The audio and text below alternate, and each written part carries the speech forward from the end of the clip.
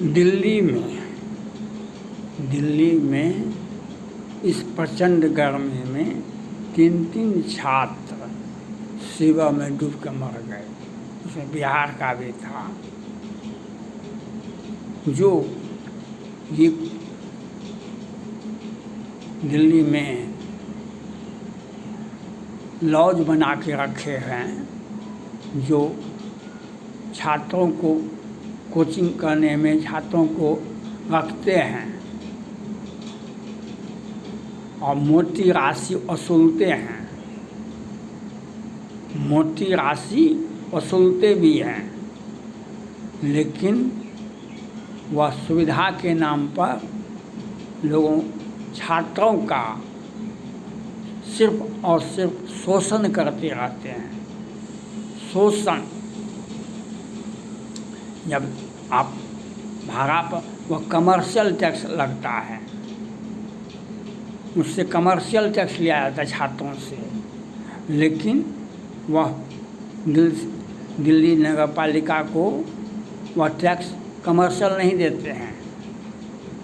वह trade licence नहीं बनाए हैं और छात्रों के साथ ज्यादती भी करते आते हैं। कोई देखने वाला तो दिल्ली में है नहीं। पहले केजरीवाल जी थे तो खाता न बही, और जो कहे केजरीवाल सो सही। कानून व्यवस्था का कोई मतलब नहीं था। और आज उपराज्यपाल हैं, सक्सेना जी ने तो संज्ञान लिया। वह मकान मालिक पर कार्रवाई होगी, लेकिन छात्रों को, विद्यार्थियों को जो राज्य के, देश के कोने कोने से दिल्ली जाते हैं, ये कोटा जाते हैं, उनके साथ केरला जाते हैं, उनके साथ छात्रों के साथ, लड़का के साथ, लड़कियों के साथ वहाँ का स्थानीय गुंडा जो होता है, वहाँ का जो स्थानीय नागरिक होता है, वह छात्रों के साथ मानवीयता व्यवहार नहीं करता है। इसके पहले दिल्ली में आग से कई एक छात्र जल कर मर गए थे। अभी पानी से 3 छात्र डूब कर मर गए। और कोटा में तो देखबे किए, जो कितना आत्महत्या किया, कितना छात्र को मार दिया गया और कितना छात्र आत्महत्या किया। ये जो आप कोचिंग चलाते हैं, ये कोचिंग चलाते हैं, और कोचिंग का जो नियम है, तो जिस वक्त आप इंटरव्यू लीजिएगा, वह देखिएगा कि वहाँ पर छात्रों के साथ छात्र में क्या क्षमता है। वह मैट्रिक पास करके ओवरसियरी में जाता है, तो वह कैसे कम्पीट करेगा, और कम्पीट भी करेगा तो उसके आत्मबल को देखना चाहिए, उसका परीक्षण लेना चाहिए कि वह लोड ले पाएगा कि नहीं पाए। देश के किसी देहात से सीधा सीधी पास किया, आज चला गया कोटा, और वह छात्र फेल कर जाता है। वहाँ पर अच्छी शिक्षा, उच्च शिक्षा रहेगा तब तो कम्पीट कीजिएगा।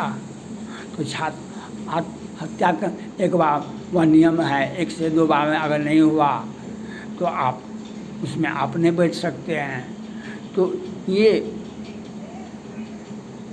आप उसे हवा बना देते हैं। और हमारे कितने कोटा में छात्र ने आत्महत्या किया। यह क्यों? कि कोचिंग वाले का, आप सभी को आप फीस मिला, रहने के लिए जगह मिल गया और फीस मिला, हम एडमिशन ले लेते हैं। हमको फीस मिला, हम सभी विद्यार्थियों का हम बिना टेस्ट लिए, टेस्ट नाम का होता है, टेस्ट नाम का होता है, हमको फीस से मतलब है। और फीस मिला, विद्यार्थियों का एडमिशन ले लिए। विद्यार्थी तो वही होता है जो पास करता नहीं है, वह आत्महत्या कर लेता है। केरला में लड़कियों के साथ जो देश विदेश से आज यूपीएससी में, मेडिकल में 80% छात्र छात्राएँ केरला से ही आती है। और वहाँ पर स्थानीय जो वहाँ के जो आज मुख्यमंत्री हैं, वहाँ के जो स्थानीय कितने लड़कियों के साथ क्या नहीं किया। आज देश में एक छोटा राज्य है केरला, और वहाँ पर नाजायज़ बच्चे सबसे अधिक पैदा वहीं होते हैं, क्योंकि पूरे भारत में गांव देहात सुदूर से छात्र छात्राएँ पढ़ने जाती है। वहाँ का जो आतंकवादी है, वहाँ पर तो हमास के संगठन के पक्ष में बम ब्लास्ट हुआ था, 2-3 लोग घायल भी हुए थे। वहाँ पर आतंकवादियों ने डेरा जमा रखा है। वहाँ पर आतंकवादियों ने डेरा जमा बना के रखा है। वह जम्मू कश्मीर की तरह वहाँ पर आतंकवादियों को रास्ता भी दिखाते हैं, प्रोटेक्शन भी देते हैं, खाना भी खिलाते हैं, और उसे रात में सुलाते भी हैं, और फिर रास्ता भी बता देते हैं कि किस प्रकार से आपको निकलना है। वही काम केरला में भी होता है। हिंदू लड़का लड़की के साथ ज़्यादती होता है केरला में भी, दिल्ली में भी, और यहाँ भी कोटा में भी। तो इस पर केंद्र सरकार को सचेत होना चाहिए। आप जो छात्र वहाँ पर रहते हैं उससे कितना फीस लिया जाता है, उसका कमर्शियल टैक्स होता है, और कमर्शियल टैक्स लिया जाता है छात्रों से, और उसे सुविधा तो कुछ भी नहीं दिया जाता है। वहाँ सुविधा के नाम पर एक खोह में रूम में अभी यूपी का एक छात्र कम्पीट किया था IAS में। वहाँ जो अपना घर दिखाया, जिस घर में वह रहता था मालूम पड़ा था गोदाम है, गोदाम की तरह, कोई सुविधा नहीं थी। तो वह आपको छात्रों से आप पैसा लेते हैं, तो उसका उपयोग होना चाहिए, उसको आप सुविधा भी दें। और वहाँ के स्थानीय सरकार को वहाँ पर देखना चाहिए जो आपके पास में कितने छात्रों को रखने का क्षमता है, उससे आप क्या टैक्स लेते हैं और उसे क्या सुविधा देते हैं। वहाँ के स्थानीय प्रशासन को यह देखना चाहिए जो छात्र देश के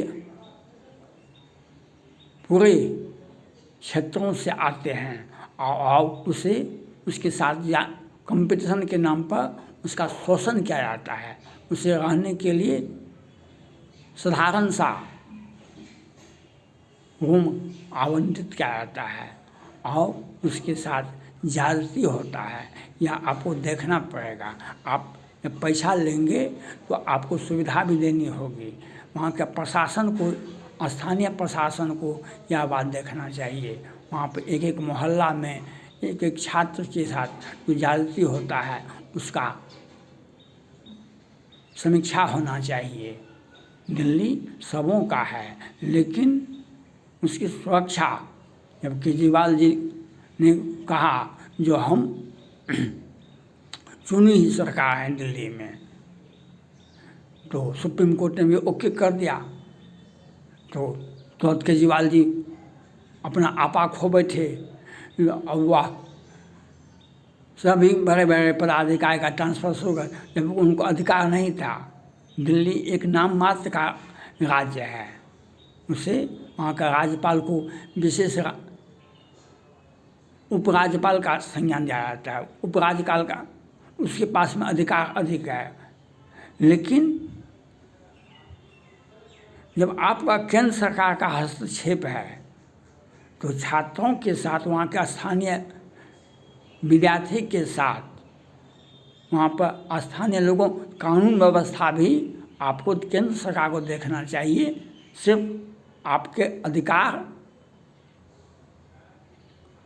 उतना ही नहीं है जितना अधिकार आप बता रहे हैं, उससे भी अधिक है। वह भी आप कभी भी संवेदना भी प्रकट नहीं करते हैं। आग से हमारे कितने छात्र जलकर मर गए थे, अभी पानी से कितने छात्र हमारे डूब कर के मर गए। और किस प्रकार से हादसा होता रहता है, कोई देखने वाला नहीं होता है। चाहे दिल्ली में हो, चाहे केरला में हो, चाहे कोटा में हो, छात्रों के साथ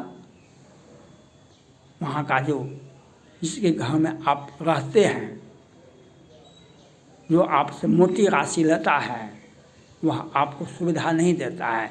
लेकिन ये छात्र बोलेंगे क्या, ये तो बिहार से गए, उत्तर प्रदेश से गए, झारखंड से गए, देश के अन्य हिस्सों से जाते, हम वहाँ पर तो अकेले हैं, हम वहाँ पर बोल नहीं सकते हैं। तो हमारा शोषण होता है। प्रशासन को संवेदना होनी चाहिए, चाहे केंद्र सरकार को हो, चाहे वहाँ के उपराज्यपाल को हो। संवेदना नहीं है आज प्रशासन में, केंद्र सरकार में संवेदना नहीं है। स्थानीय प्रशासन में संवेदना नाम का जो वेलफेयर स्टेट का कल्पना किया गया था संविधान में, आज वेलफेयर स्टेट नहीं है। आज वेलफेयर स्टेट, अब वेलफेयर मतलब क्या, लोक कल्याणकारी, लोगों के कल्याण के लिए आप योजना बनाइए। आप छात्रों के साथ जो ज्यादती हुआ, जो इसके पहले आग से झुलस कर मर गया, अभी पानी में डूब के मर गया, अभी कोटा में कितने छात्र हमारे आत्महत्या कर लिया, केरला में क्या हो रहा है, इस पर केंद्र सरकार को सचेत होना चाहिए। आप प्रधानमंत्री को चाहिए जो आप जनता के बीच में आप रहें, जनता की समस्याओं को, छात्रों को आप देखें, उनके साथ क्या ज्यादती हो रही है, किस प्रकार की ज्यादती हो रही है। अब वहाँ पर दिल्ली पे क्या था, संध्या को बम्बई से ला करके उसे रखा गया और उसे 35 टुकड़ा में काटे गए। तो ये इसके लिए केजरीवाल जी जिम्मेवार थे, इसके लिए केंद्र सरकार भी जिम्मेवार है, दोनों जिम्मेवार है। आज जो ये छात्रों का जो पानी में डूब के मरा है, इसके लिए वहाँ के प्रशासन दोषी है, उपराज्यपाल दोषी है, केंद्र सरकार भी दोषी है। आप एक व्यक्ति को, एक प्रशासन को, क्योंकि आप विशेष राज्य का, आप उपराज्यपाल केंद्र का सीधा सीधी हस्तक्षेप होता है, तो वहाँ का प्रशासन दोनों जिम्मेवार हैं। और ये छात्रों के साथ जो एक्सप्लॉयटेशन होता है, इसके लिए केंद्र सरकार और दिल्ली की सरकार और वहाँ का कोटा की स्थानीय प्रशासन और केरला में वहाँ के राज्य सरकार और मुख्यमंत्री और स्थानीय प्रशासन जिम्मेवार है। जो छात्रों के साथ, छात्राओं के साथ ज्यादती हो रहा है, हम मौन धारण करके बैठे हुए हैं, यह आपको सोचना पड़ेगा, यह आपको देखना पड़ेगा। थैंक्स।